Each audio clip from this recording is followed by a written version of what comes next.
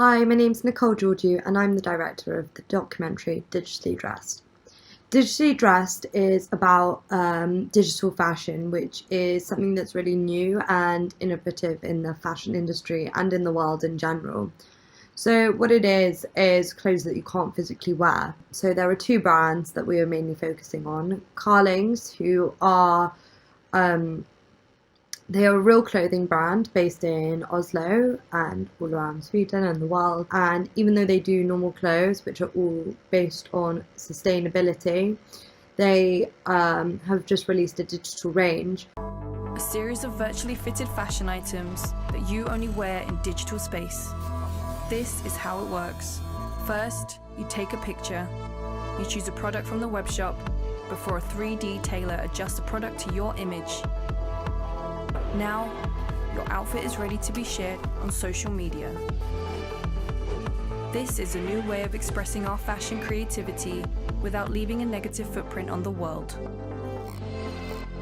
And the other brand we're using are called The Fabricant, who are doing a similar thing, but instead of selling these clothes as final products, they're using this as a way to design the clothes for big brands such as Tommy Hilfiger, Bape, Nike, and so on. And this reduces waste when creating clothes, as so many products and fabrics are just thrown away or trialed and tested and not used in the end.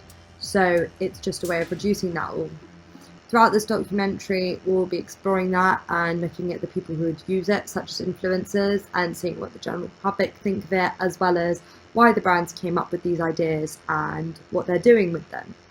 So far, we have interviewed two influencers, both in London.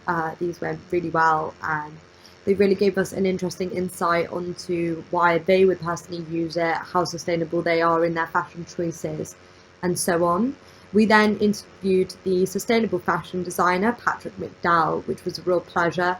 He really spoke to us about his knowledge about the fashion industry and what goes into it and why digital fashion will be so great for so many people in the fashion industry.